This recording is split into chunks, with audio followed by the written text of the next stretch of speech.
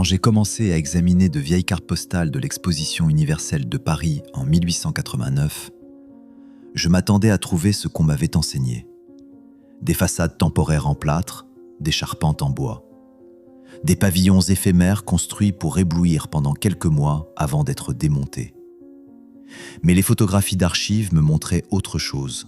Des fondations en acier renforcé avec une infrastructure hydraulique sous des pavillons soi-disant temporaires. Les photos de démolition de Paris en 1900 révélaient des charges explosives placées sur des colonnes porteuses. Pas un démontage minutieux, une destruction. Les délais de construction affirmaient des bâtiments érigés en 18 mois qui auraient nécessité des décennies avec les méthodes documentées du 19e siècle. Et puis j'ai découvert le schéma.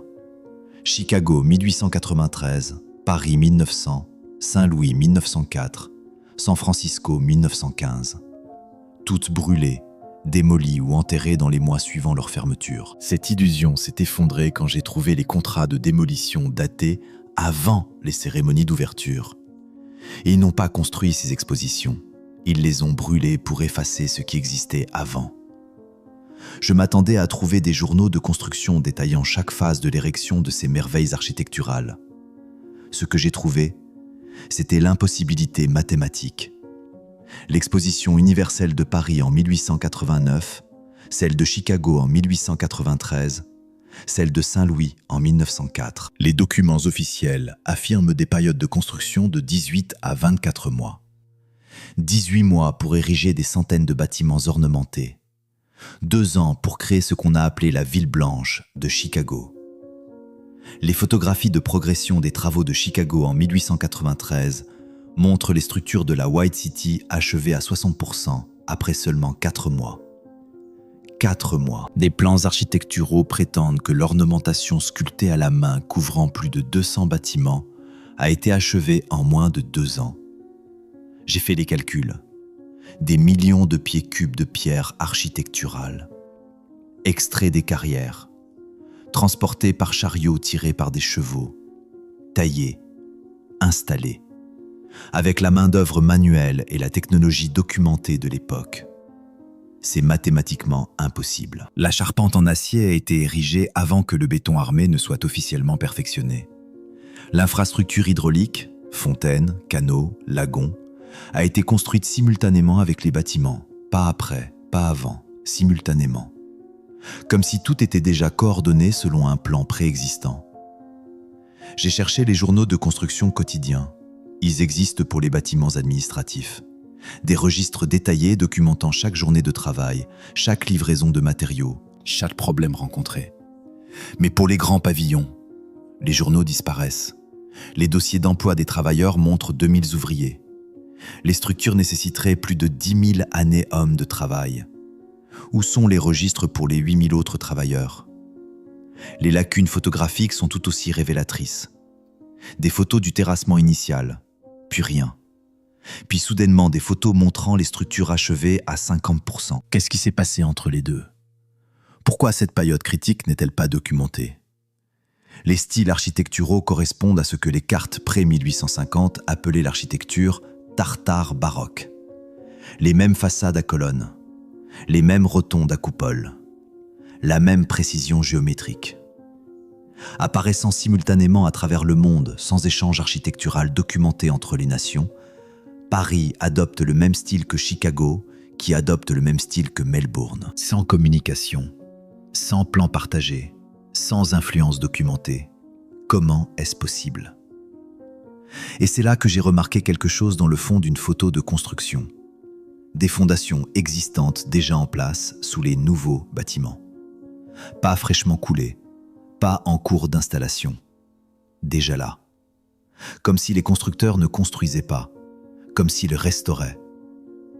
Je m'attendais à trouver des variations stylistiques entre les expositions de différents continents. Ce que j'ai trouvé, c'était une uniformité qui défie toute explication conventionnelle. Pas une influence stylistique, pas une inspiration partagée, une identité architecturale précise. J'ai placé des photographies côte à côte. Le palais de l'électricité de Paris en 1900, le Manufacture Building de Chicago en 1893. Les rapports des corniches correspondent, Les proportions des fenêtres correspondent. La géométrie des dômes correspond à la précision du centimètre. J'ai superposé les plans. Les plans d'étage sont identiques, pas similaires, identiques. Aucune communication documentée entre les cabinets d'architecture de différentes nations.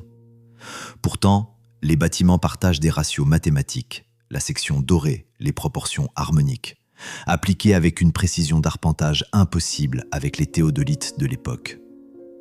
L'ornementation répète des motifs exacts, des rosaces spécifiques, des chapiteaux de colonnes, à travers des bâtiments soi-disant conçus indépendamment sur 3 continents. Comment des architectes qui ne se sont jamais rencontrés ont-ils créé des bâtiments identiques? Les dossiers des concours architecturaux existent pour Chicago et Paris. Mais voici ce qui est étrange. Les conceptions gagnantes ont été soumises après que les photographies de construction montrent déjà des structures achevées à 30%. Les architectes ont soumis des plans pour des bâtiments déjà en construction. Réfléchissez à cela. Les concours étaient-ils simplement du théâtre? Une façon de donner un crédit officiel pour des structures déjà présentes? La correspondance des concepteurs a des lacunes pendant les périodes de planification critiques. Pour Chicago, 1891 à 1892, pour Paris, 1897 à 1898, précisément les années où la planification architecturale aurait dû être la plus intense, la plus documentée. Mais les lettres, les croquis, les notes, disparus. Ces modèles architecturaux correspondent aux descriptions de l'Atlas de Tartarie de 1855, un document supprimé qui montrait des villes avec des boulevards à colonnades, des halls d'exposition à coupoles, des aménagements de jardins géométriques. La même intégration hydraulique des éléments aquatiques avec les fondations structurelles, les mêmes proportions, la même géométrie, la même ingénierie. Pas une nouvelle invention. Une technologie héritée. Les expositions de Melbourne, Nashville, Buffalo, toutes présentent la même précision architecturale, les mêmes espacements de colonnes, les mêmes angles de voûte, les mêmes systèmes décoratifs, comme si elles travaillaient toutes à partir des mêmes plans directeurs, ou comme si elles révélaient toutes des structures déjà existantes. J'ai mesuré les photographies, j'ai comparé les angles, j'ai analysé les proportions. Chaque mesure confirme ce que les archives tentent de cacher. Ces bâtiments n'ont pas été conçus par différents architectes dans différents pays. Ils ont été construits par la même civilisation, selon les mêmes principes d'ingénierie. Pourquoi des architectes de 3 continents répliqueraient-ils des bâtiments qu'ils n'avaient jamais vus? À moins qu'ils ne travaillent tous à partir de quelque chose qui était déjà là. Je m'attendais à trouver des fondations peu profondes pour des structures temporaires. Ce que j'ai trouvé sous terre a changé toute mon enquête. Les photographies de démolition révèlent ce que les documents de construction omettent. Des chambres souterraines inexpliquées, des tunnels doublés de briques, des fondations en pierre s'étendant bien plus profondément que ne l'exigent des structures temporaires. Les photos de démolition de Chicago en 1894 montrent des niveaux de sous-sol exposés de 3 étages de profondeur sous des bâtiments en plâtre temporaires. 3 étages, pour des pavillons censés exister pendant 2 ans. Les dessins d'enquête post-construction de Paris en 1900 documentent des réseaux de tunnels scellés sous le champ de Mars jamais mentionnés dans les dossiers de construction. Pourquoi creuser si profondément pour du temporaire? Les travaux d'excavation et de fondation pour des structures temporaires documentées pénétrant à plus de 40 pieds dans le substratum rocheux, nécessitant des systèmes de pompage à vapeur pour gérer les eaux souterraines, un investissement illogique pour des bâtiments programmés pour la démolition. Les voûtes de tunnels en briques montrent une altération incompatible avec un âge de 18 mois. La pierre montre une patine. Le mortier montre des réparations historiques. Les briques montrent une exposition aux intempéries suggérant des décennies, pas des mois. J'ai cherché les études géologiques menées avant la construction de l'exposition. Pour Chicago, manquante dans les archives de la ville. Pour Paris, manquante. Pour Saint-Louis, manquante. Pour San Francisco, manquante. Un modèle systématique d'absence. Les études géologiques sont des documents standards pour tout projet de construction majeur. Elles documentent les conditions du sol, les niveaux de la nappe phréatique, la composition du substratum rocheux. Sans elles, l'ingénierie des fondations est impossible. Alors comment ont-ils conçu ces fondations profondes sans données géologiques? Les plans de fondation existent pour les structures de surface, mais l'infrastructure souterraine est marquée « conditions existantes, conservées et incorporées ». Pas à construire, pas proposé, existant. Les plans reconnaissent une infrastructure déjà présente, une infrastructure qu'ils ont conservée et intégrée dans leur conception d'exposition. Les contrats de démolition spécifient remplir et sceller tous les points d'accès souterrains. Pourquoi sceller? Pourquoi ne pas simplement démolir? Le scellement suggère la préservation ou la dissimulation. Le remplissage des tunnels nécessite plus de travail que de les laisser s'effondrer. C'est un effort délibéré pour rendre quelque chose inaccessible. Les dimensions des tunnels et les modèles de pose de briques correspondent au réseau de distribution hydraulique documenté dans des gravures du XVIIIe siècle de villes d'Asie centrale. Les mêmes plafonds voûtés, les mêmes largeurs de canaux, le même espacement des puits d'inspection, suggérant un système de gestion de l'eau hérité, pas inventé pour les expositions, découvert sous elles. Et puis j'ai trouvé les photographies qu'ils n'avaient pas l'intention de préserver. Des images montrant des équipes de démolition non pas en train de démonter, mais d'enterrer, remplissant des espaces souterrains, scellant des entrées, cachant ce qui se trouvait en dessous. Je m'attendais à un démontage soigneux de structures contenant des matériaux précieux. Ce que j'ai découvert était une destruction systématique qui défie toute logique économique. Démolition explosive plutôt que démontage minutieux. Interdiction de récupération dans les contrats. Enfouissement rapide des fondations. Un traitement incohérent avec des structures temporaires contenant des millions de pieds-planches de bois d'œuvre, des milliers de tonnes d'acier, une ornementation architecturale qui aurait pu être revendue. Les extraits de contrats de démolition montrent des clauses interdisant la récupération de matériaux et exigeant l'enlèvement complet de tous les éléments de fondation sous le niveau du sol. Les photographies de la démolition de la White City de Chicago montrent l'utilisation de dynamite sur des bâtiments à charpente d'acier soi-disant conçus pour être démontables. Pourquoi faire exploser ce qui était conçu pour être démonté? L'impossibilité économique de dynamiter des bâtiments contenant des matériaux d'une valeur de millions de dollars. Pourtant, les contrats spécifient la destruction complète plutôt que la récupération. Les dossiers d'assurance incendie montrent des expositions assurées pour des pertes de démolition, pas de préservation. Comme si la destruction était toujours le plan. Les offres des entreprises de récupération existent pour Chicago 1893, puis soudainement retirées avec la notation « Acquisition municipale, contrat de démolition attribué ». Les entreprises offrant de payer pour les droits de récupération, les municipalités refusant et payant à la place pour la démolition, perdant de l'argent pour détruire ce qui aurait pu générer des revenus. Pourquoi?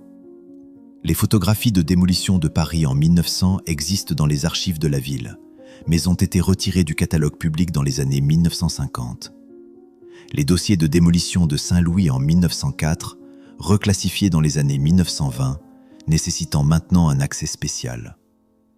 Des décennies après les événements, des dossiers de routine deviennent soudainement restreints. Ce schéma reflète les campagnes de rénovation urbaine post-1850 dans les villes européennes, où l'architecture obsolète, avec des caractéristiques tartares, a été systématiquement démolie et remplacée par des styles modernes. Le même calendrier rapide, la même interdiction de documentation, le même enfouissement des fondations. Comme si quelqu'un appliquait le même manuel opérationnel à travers les continents. Les bâtiments contenant des millions de pieds-planches de séquoia anciens, dynamités. Des milliers de tonnes de charpente en acier de qualité structurelle, explosées. Une ornementation architecturale en bronze, marbre et pierre taillée, enterrée. Le coût de la destruction dépassant la valeur de récupération. Pourtant, c'est ce qu'ils ont fait, systématiquement, à chaque site d'exposition, à travers le monde. Pas de préservation, pas de réutilisation, pas de récupération. Destruction. Et cela nous amène aux incendies. Les incendies pratiques qui ont consumé ce que la dynamite ne pouvait pas atteindre. Ce qui est exactement là où commence le chapitre 5. Je m'attendais à trouver des incendies accidentels, occasionnels. Ce que j'ai découvert était un schéma d'incendie catastrophique détruisant des structures d'exposition soit pendant les expositions, soit immédiatement après leur fermeture. Nashville, 1897. Paris, 1900. Omaha, 1898. Buffalo, 1901. Des incendies commençant à plusieurs endroits simultanément. Submersion des brigades de pompiers. Consommation de bâtiments spécifiques tout en épargnant d'autres. Les rapports d'enquête sur les incendies montrent des points d'ignition contradictoires. Les photographies d'assurance documentent des schémas de brûlure sélectifs, où les bâtiments d'infrastructures hydrauliques ont brûlé complètement, tandis que les structures administratives ont survécu intactes. Les comptes rendus de journaux décrivent des incendies qui ont commencé partout à la fois. Comment un incendie commence-t-il partout à la fois? Les schémas de propagation du feu défient la science de l'incendie de l'époque. Des flammes sautant des coupe-feux, enflammant des bâtiments en pierre avec des matériaux combustibles minimes, générant une chaleur suffisamment intense pour fracturer des pierres de fondation. L'incendie de Nashville a consumé des pavillons entourés par de larges chemins dégagés, conçus précisément pour arrêter la propagation du feu. Les flammes ont sauté ces barrières comme si elles n'existaient pas. Les systèmes hydrauliques, canaux, réservoirs, stations de pompage, ont inexplicablement échoué malgré leur fonctionnement quelques heures avant les incendies. Des réseaux d'eau conçus pour des milliers de gallons par minute, soudainement sans pression. Des réservoirs pleins soudainement vides. Des pompes fonctionnelles soudainement en panne. Toutes simultanément. Juste au moment où les incendies ont commencé. Trop pratique pour être accidentel. Les rapports d'enquête du Marshal des incendies existent pour les incendies de Nashville et Buffalo, mais les conclusions ont été expurgées ou des pages retirées. Les dossiers de paiement d'assurance scellés pendant 50 ans au-delà de la pratique commerciale standard. Pourquoi sceller des dossiers d'assurance? Ce sont des documents commerciaux de routine, à moins qu'ils ne révèlent quelque chose que quelqu'un ne voulait pas révéler. Les transcriptions de témoignages de témoins montrent des lacunes où les témoignages concernant les origines des incendies devraient apparaître. Des témoins décrivant les premières minutes de l'incendie, puis soudainement leur témoignage s'arrête. Pas de conclusion, pas d'explication, juste un silence dans le dossier, là où leurs observations auraient dû continuer.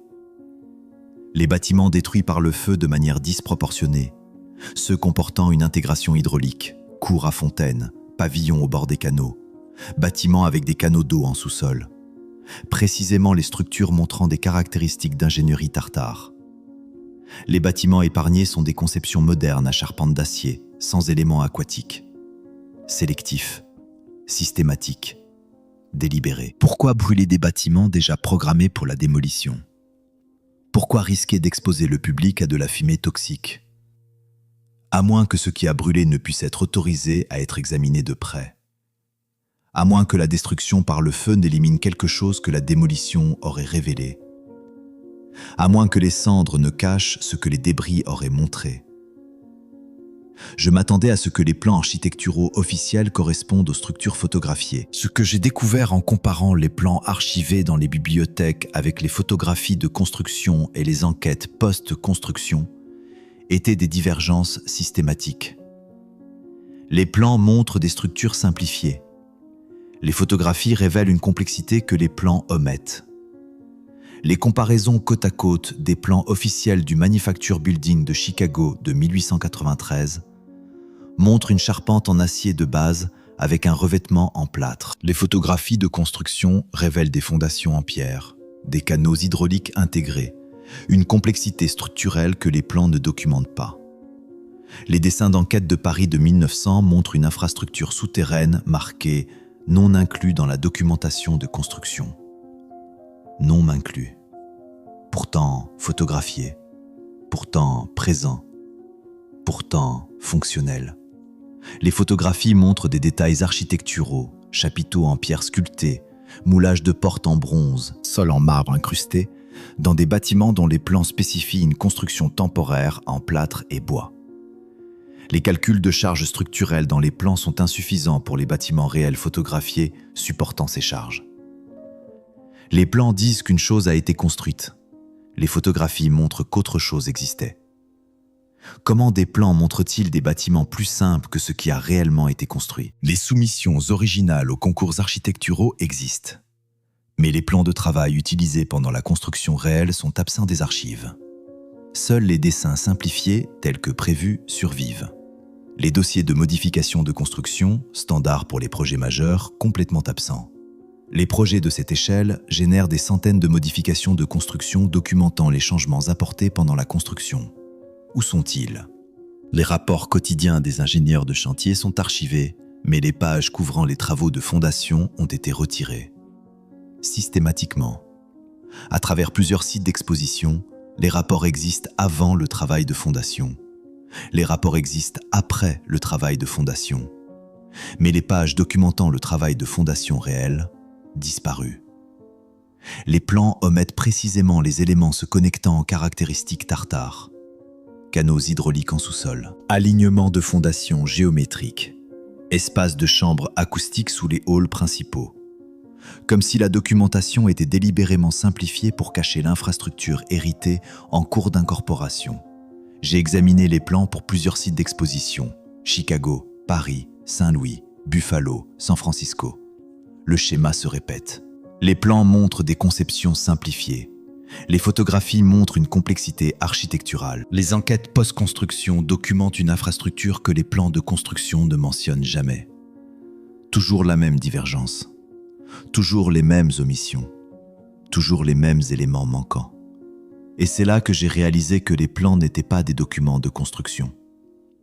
Ils étaient des histoires de couverture, dessinées après coup pour expliquer ce qui était déjà là, pour fournir une explication officielle de structures qu'ils n'avaient pas construites, pour créer une provenance de papier pour une architecture qu'ils avaient découverte, pas inventée.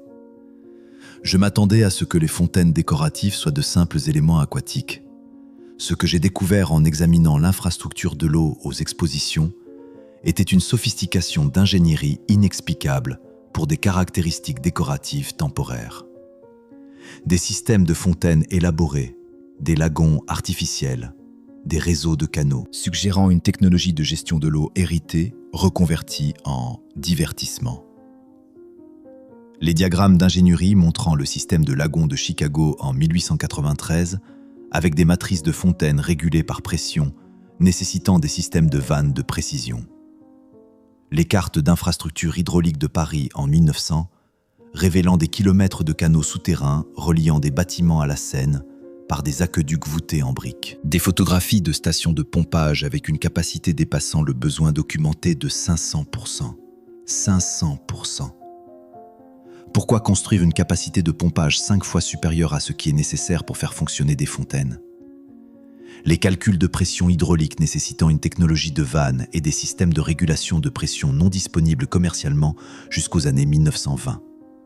Pourtant, fonctionnant en 1893, les profondeurs de canaux et les débits conçus pour des objectifs au-delà du fonctionnement des fontaines, capacité portante pour le transport de marchandises, profondeur suffisante pour les systèmes de refroidissement. Comme si les canaux servaient des fonctions que les dossiers officiels n'admettent pas. Les fondations des stations de pompage, construites pour une installation permanente, malgré un calendrier opérationnel officiel de 2 ans. Fondation en béton s'étendant au substratum rocheux. Montage de machines boulonnées à la pierre solide.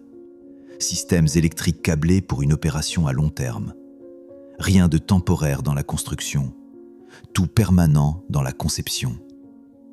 Les journaux de maintenance pour les systèmes de pompage montrent des opérations commençant des mois avant les dates officielles de début de construction. Les pompes fonctionnaient avant le début officiel de la construction, pompant l'eau à travers des systèmes qui n'étaient censés exister qu'après la fin de la construction. Comment les pompes ont-elles fonctionné avant d'être installées ? Les enquêtes post-démolition documentent des tunnels scellés et des sorties de canaux bouchés jamais mentionnés dans les dossiers de construction. Des kilomètres de canaux souterrains, non documentés dans les plans de construction, pourtant documentés dans les rapports de démolition, existants, fonctionnants, puis scellés et oubliés. La géométrie du réseau hydraulique correspond au système de gestion de l'eau tartare documenté dans des textes du XVIIIe siècle. Intégration de l'eau pour le refroidissement, l'amélioration acoustique, la résonance harmonique dans les espaces architecturaux. Les mêmes dimensions de canaux, les mêmes schémas de distribution, la même intégration avec les fondations de bâtiments. Pas un nouveau système inventé, un ancien système redécouvert. Pourquoi concevoir une infrastructure permanente pour des fontaines temporaires? À moins que les fontaines ne soient l'excuse pour maintenir quelque chose qui existait déjà sous la surface. À moins que les affichages aquatiques décoratifs ne soient une couverture pour préserver l'accès à une technologie qu'ils ne comprenaient pas, mais qu'ils ne pouvaient pas reproduire. Je m'attendais à ce que les cartes d'avant l'exposition montrent des terrains vacants. Ce que j'ai découvert en examinant les cartes municipales pré-exposition et les enquêtes de propriété était que des structures correspondantes aux bâtiments d'exposition étaient déjà présentes dans des dossiers cartographiques antérieurs, puis effacées des éditions de cartes ultérieures, remplacées par des désignations de terrains vacants ou terrains d'exposition, où des bâtiments avaient été précédemment documentés. Les cartes d'enquête municipales des années 1870 montrent des bâtiments à colonnes, des structures à coupoles, des aménagements de jardins géométriques sur les futurs sites d'exposition. Jackson Park, Chicago, Champ de Mars, Paris. Les éditions de cartes des années 1880 montrent les mêmes emplacements marqués « terrain non développé ». Les dossiers d'évaluation foncière documentant des structures existantes à conserver, puis amendées pour démolir et dégager. Les bâtiments disparaissent des cartes tout en restant physiquement présents. Les structures apparaissant sur des cartes d'enquête géologique 20 ans avant les expositions, montrant des empreintes identiques aux pavillons d'exposition nouvellement construits. Les structures documentées dans les registres de taxes foncières, puis les registres amendés rétroactivement pour retirer les classifications de bâtiments. Le papier réécrit pour correspondre au récit. La réalité effacée pour s'adapter à l'histoire. La précision cartographique montrant des détails architecturaux impossibles à cartographier sans structure physique présente. Les emplacements de colonnes. Les géométries de dômes. Les configurations de fenêtres. Cartographiées avec une précision d'arpentage. Des décennies avant que les structures soient officiellement construites. J'ai cherché les cartes d'enquête originales, archivées dans les collections municipales mais retirées des catalogues publics entre 1920 et 1950, les dossiers de chaînes de titres de propriété montrant des lacunes précisément pendant les périodes où le terrain est passé de parcelles améliorées à terrain vacant avant la construction de l'exposition. Les notes de terrain d'enquête référencées dans les légendes de cartes, mais les carnets physiques absents des archives. Pourquoi retirer des cartes de routine des catalogues publics? Pourquoi restreindre l'accès à des enquêtes de propriété vieilles d'un siècle? À moins que ces documents ne montrent quelque chose contredisant le récit officiel. À moins qu'ils ne prouvent que les bâtiments existaient avant d'être officiellement construits. Les structures de la carte pré-exposition correspondent aux modèles architecturaux tartares. Géométrie de jardin radial, boulevard à colonnade, bâtiments civiques à coupole positionnés à des points focaux géométriques. Les mêmes principes de planification urbaine trouvés dans des cartes supprimées de villes d'Asie centrale pré-1850.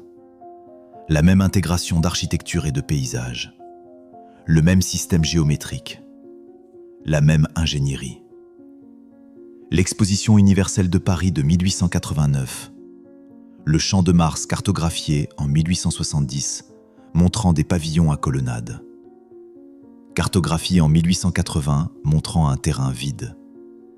Puis construit en 1889, avec des pavillons correspondant aux structures de 1870. Pas nouvellement inventé. Redécouvert, restauré, présenté comme nouveau. Si vous êtes encore ici, si vous ressentez cette même étincelle de reconnaissance que quelque chose ne va pas avec l'histoire qu'on nous a enseignée, appuyez sur le bouton « J'aime » maintenant. Parce que ce qui vient ensuite change tout. Je m'attendais à ce que les témoignages contemporains confirment le récit officiel. Ce que j'ai découvert en examinant les comptes rendus de journaux, les mémoires de travailleurs et les témoignages de visiteurs, était que les gens décrivaient les bâtiments d'exposition comme restaurés plutôt que construits, faisant référence à l'architecture ancienne, exprimant de la confusion sur les origines des bâtiments. Des témoignages plus tard contredits par des récits officiels. Les coupures de journaux du Chicago Tribune de 1893 décrivant la White City comme des structures d'origine mystérieuse, leurs fondations découvertes lors de l'excavation. Des articles du Figaro de Paris en 1900 questionnant qui a construit les palais maintenant attribués aux architectes modernes. Des entrées de journal de visiteurs exprimant du scepticisme sur les délais de construction. Pas une acceptation naïve, un questionnement actif. Les observateurs contemporains notant une altération architecturale incompatible avec une nouvelle construction. Une patine de pierre suggérant des décennies d'exposition. Des joints de mortier montrant des techniques de réparation historiques. Des éléments en bois présentant des caractéristiques d'âge au-delà du bois d'œuvre, vieux de 2 ans. Les gens voyaient ce qui était réellement là, avant qu'on ne leur dise de voir quelque chose d'autre. Les photographies montrent des travailleurs de la construction effectuant des tâches de restauration. Rejointoyage de la maçonnerie, remplacement de l'ornementation endommagée, pas l'installation originale, réparation de l'existant. Le travail est différent, les techniques sont différentes. Les photographies montrent la restauration, pas la construction. Pourtant, les légendes disent « construction ». J'ai cherché les fichiers de morgue de journaux. Pour les journaux de Chicago, Paris et Saint-Louis, des articles retirés des périodes couvrant les phases de construction de l'exposition. Les collections de journaux dans les sociétés historiques ont des pages retirées ou des volumes entiers manquants pour les années d'exposition. Les dossiers syndicaux des travailleurs documentant des plaintes concernant des travaux de restauration présentés de manière trompeuse comme une nouvelle construction ont disparu des archives dans les années 1920. Les témoignages décrivent des styles architecturaux comme orientaux, Maures, byzantins, des termes que les contemporains utilisaient pour l'architecture tartare avant que la terminologie ne soit supprimée. Les descriptions correspondent aux caractéristiques tartares connues. Proportions harmoniques, éléments aquatiques intégrés, précision géométrique au-delà des capacités des machines. Les témoins décrivaient avec précision ce qu'ils voyaient, avant qu'on ne leur dise que ce qu'ils voyaient n'existait pas. Un visiteur de l'exposition de Chicago a écrit « Ces structures possèdent une qualité d'ancienneté qu'aucune construction récente ne pourrait simuler. On a l'impression qu'elles se sont tenues ici pendant des siècles, attendant simplement que nous les découvrions. » Le journal existe dans une collection privée, pas dans les archives officielles, préservé par hasard, survivant à l'effacement. Et puis est venu le récit officiel, publié simultanément dans les journaux, répété dans les revues architecturales, imposé dans les manuels, comme s'il était coordonné pour remplacer ce que les gens avaient vu par ce qu'ils devaient croire. Je m'attendais à ce que la compréhension historique évolue progressivement. Ce que j'ai découvert était un changement de récit systématique se produisant entre 1905 et 1915. Les premiers contes reconnaissant les anomalies de construction de l'exposition ont été remplacés par une histoire officielle standardisée mettant l'accent sur l'ingéniosité américaine, la construction temporaire et la réalisation architecturale moderne.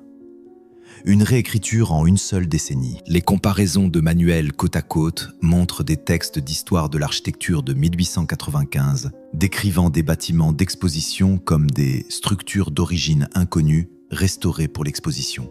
Les éditions de 1910 décrivent des bâtiments identiques comme construction temporaire moderne démontrant l'ingénierie américaine.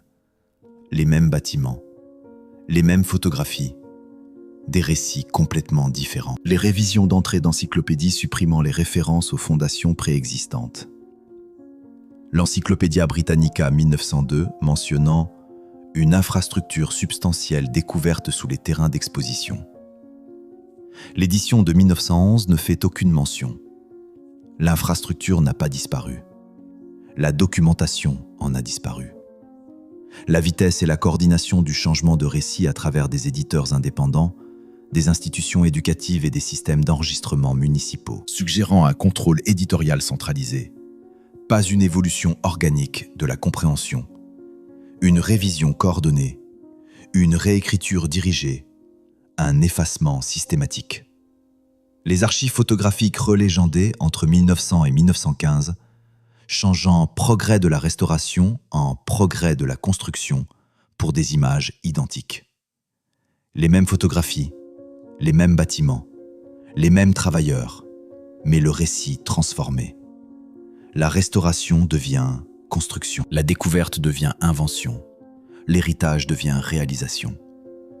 J'ai cherché les manuels et les revues architecturales de première édition de 1895 à 1905. systématiquement retirés des collections de bibliothèques et remplacés par des éditions révisées. Les journaux d'acquisition montrent le retrait de matériaux obsolètes précisément pendant la période de révision du récit. Les archives des maisons d'édition montrent des directives éditoriales pour corriger les inexactitudes historiques, sans spécifier quelles inexactitudes nécessitaient une correction. Quelles inexactitudes? Que corrigeait-il? La vérité originale ou l'histoire révisée? La révision du récit coïncide avec le retrait de Tartarie des atlas géographiques et des encyclopédies entre 1900 et 1920. La même période voit la terminologie architecturale passer de style tartare à des termes génériques, beaux-arts ou néoclassiques, effaçant une lignée architecturale spécifique, supprimant la provenance, déconnectant les bâtiments de leurs origines. Un effacement coordonné à la fois du nom de la civilisation et de la preuve architecturale. Non pas une dérive académique progressive, un retrait délibéré et systématique, à travers les nations, à travers les institutions, à travers les disciplines. Quelqu'un voulait que la Tartarie et son architecture soient oubliées, et il disposait de l'autorité pour faire en sorte que cela se produise. Ce n'était pas une évolution progressive de la compréhension historique, c'était un remplacement systématique. Comme si quelqu'un avait besoin que l'ancienne histoire soit oubliée avant que ceux qui s'en souvenaient ne meurent. Je m'attendais à ce que toutes les structures d'exposition soient démolies. Ce que j'ai découvert était que certaines ont échappé à la destruction. Le Palace of Fine Arts de San Francisco, le Museum of Science and Industry de Chicago, le Grand Palais de Paris. Mais leur survie est venue à un prix.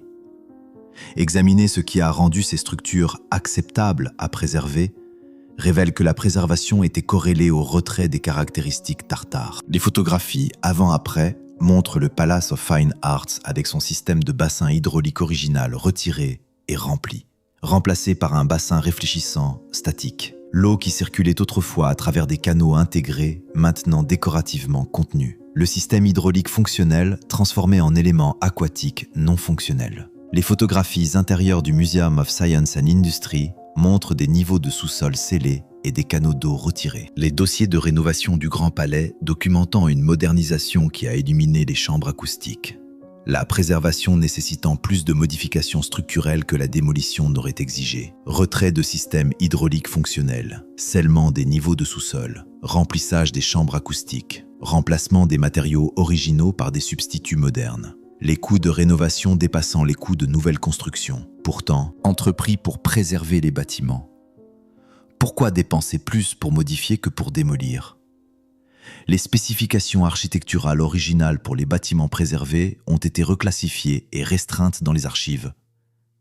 Les dossiers de rénovation des années 1920 à 1940 montrant des modifications souterraines étendues, mais les dessins et photographies des éléments retirés n'ont pas été conservés. Les rapports d'ingénierie structurelle documentant l'état avant rénovation, scellés avec des périodes de restriction centenaires. Des documents de routine devenant soudainement classifiés. Des rapports d'ingénierie standard nécessitant soudainement une autorisation spéciale. Des photographies de construction de routine soudainement absentes des archives.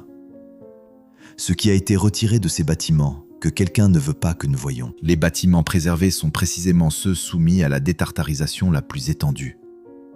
Retrait de l'intégration de l'eau, élimination des éléments acoustiques géométriques, scellement des chambres de résonance harmonique. Les bâtiments autorisés à survivre seulement après que la fonctionnalité technologique a été retirée. Les transformant de technologies vivantes en monuments morts. Ils fonctionnaient comme quelque chose, puis ils ont été convertis en musées et en lieux culturels. La fonction remplacée par l'esthétique, la technologie remplacée par le décor, le but remplacé par la préservation. Mais pas préservés tels qu'ils étaient, préservés tels qu'ils ont été rendus sûrs, vidés de ce qui les rendait significatifs. Le Palace of Fine Arts avait un système hydraulique intégré créant une circulation d'eau à travers toute la structure. Retiré. Le Museum of Science and Industry avait 3 niveaux de sous-sol avec des canaux d'eau intégrés. Scellés. Le Grand Palais avait des chambres acoustiques créant des propriétés de résonance harmonique. Remplies. Ils ont laissé ces bâtiments debout, mais seulement après avoir évidé ce qui les faisait fonctionner, transformant la technologie vivante en monument mort, nous permettant de voir les coquilles tout en cachant ce qu'elles contenaient autrefois. Je m'attendais à ce que le schéma soit limité à l'Amérique et à l'Europe. Ce que j'ai découvert en élargissant l'enquête à l'échelle mondiale était que des schémas identiques apparaissaient sur tous les continents. Melbourne 1880, Bruxelles 1897, Osaka 1903, Buenos Aires 1910. Les mêmes délais impossibles, la même uniformité architecturale, la même destruction systématique, suggérant une opération mondiale coordonnée pour effacer la preuve de la civilisation héritée.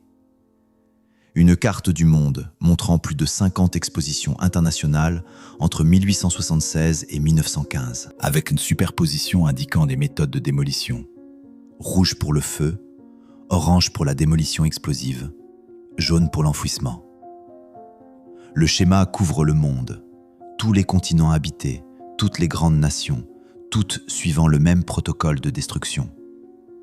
Une grille de photographie architecturale montrant des éléments de bâtiments identiques sur 6 continents. Les mêmes espacements de colonnes, les mêmes géométries de dômes, les mêmes systèmes décoratifs. Apparaissant simultanément en Australie, en Russie, en Amérique, en Argentine, au Japon, en Belgique, sans transfert de technologie documentée, sans communication documentée, sans échange architectural documenté, comment une technologie identique apparaît-elle simultanément sur tous les continents sans communication? Les délais de construction se chevauchant, les expositions de Melbourne, Bruxelles et Chicago en cours de construction simultanément, utilisant les mêmes techniques architecturales, créant les mêmes proportions structurelles, intégrant les mêmes systèmes hydrauliques, pas une diffusion de la technologie, pas une influence progressive, une révélation simultanée de quelque chose de déjà présent partout. Les procédures du Congrès architectural international de 1890 à 1910 montrant le retrait systématique de sections discutant de la restauration de structures anciennes à des fins d'exposition. Les dossiers administratifs coloniaux documentant la découverte de structures existantes sur des sites d'exposition supprimés des archives pendant la période de décolonisation. Les dossiers de nomination au patrimoine mondial de l'UNESCO pour les structures d'exposition survivantes ont des sections historiques expurgées. Pourquoi expurger l'histoire de bâtiments vieux d'un siècle? Le schéma mondial correspond à l'étendue documentée de la civilisation tartare montrée dans les cartes supprimées pré-1850. L'architecture apparaissant précisément dans les régions autrefois étiquetées Tartarie sur les documents cartographiques. La même technologie, les mêmes proportions, la même intégration hydraulique. Pas une diffusion de la technologie, mais des vestiges d'une seule civilisation interconnectée. Les expositions n'étaient pas des célébrations de diverses réalisations nationales. C'étaient des opérations de liquidation coordonnées, affichant les vestiges de la technologie héritée avant d'effacer la preuve qu'elle n'a jamais été la nôtre à revendiquer. Chaque nation présentant ses réalisations, chaque nation détruisant ce qu'elle présentait. Chaque nation suivant le même protocole coordonné. Un graphique chronologique montrant des dates de démolition regroupées entre 1900 et 1920. Pas progressif, pas aléatoire, concentré, coordonné, systématique. Comme si quelqu'un avait besoin que quelque chose soit effacé dans un calendrier spécifique. Avant qu'une génération ne meure, avant que les témoins ne disparaissent, avant que la mémoire ne survive. Et cela nous amène à la question finale. Que se trouve-t-il sous les sites d'exposition aujourd'hui, enterrés et scellés depuis plus d'un siècle? Ce qui est exactement là que commence le chapitre 13. Je m'attendais à ce que les dossiers centenaires soient déclassifiés. Ce que je continue de découvrir est une dissimulation continue. Des projets de construction moderne rencontrant des infrastructures d'exposition scellées. Des enquêtes par radar de pénétration du sol détectant des structures souterraines jamais officiellement excavées. Une restriction continue de dossiers historiques maintenant vieux de plus d'un siècle, suggérant que quelque chose est toujours protégé sous les sites d'exposition. Les rapports de projets de construction moderne de Chicago, Paris, San Francisco, documentent des structures souterraines inattendues rencontrées lors de la construction du métro et des travaux de fondation de bâtiments. Des infrastructures à des profondeurs et à des échelles incompatibles avec la construction temporaire d'exposition. Des systèmes de tunnels s'étendant à des kilomètres au-delà des limites de l'exposition. Des fondations atteignant le substratum rocheux à plus de 60 pieds de profondeur. Des canaux en briques assez grands pour le passage humain continuant sous les rues modernes de la ville. Infrastructures nécessitant une technologie d'excavation au-delà de la capacité documentée des années 1890. Les excavations contemporaines rencontrent des tunnels à des profondeurs nécessitant des machines de forage modernes pour y accéder.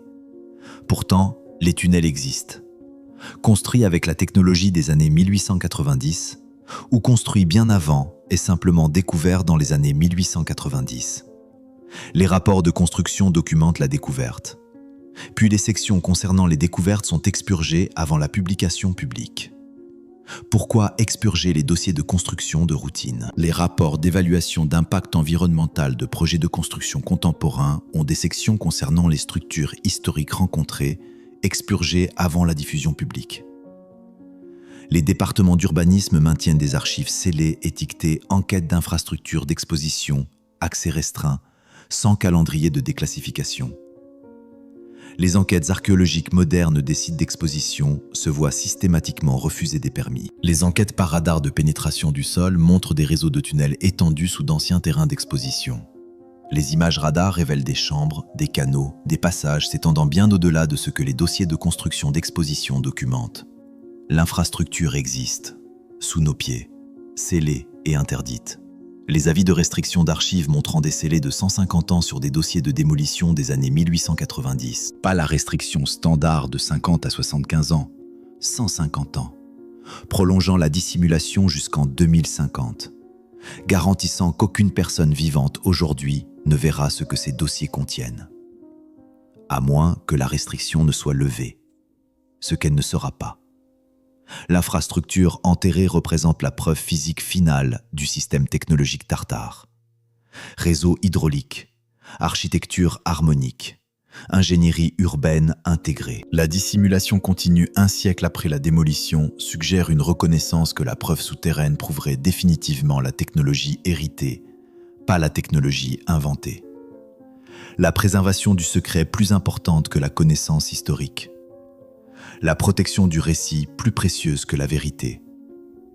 Le maintien de l'illusion nécessitant une restriction continue de l'accès, une suppression continue de la découverte, une dissimulation continue de ce qui se trouve en dessous. C'était la Tartarie, pas la mythologie, pas la théorie marginale, la réalité physique enterrée sous nos pieds. Une civilisation qui intégrait l'eau, la géométrie et la résonance dans une technologie architecturale que nous avons héritée sans la comprendre.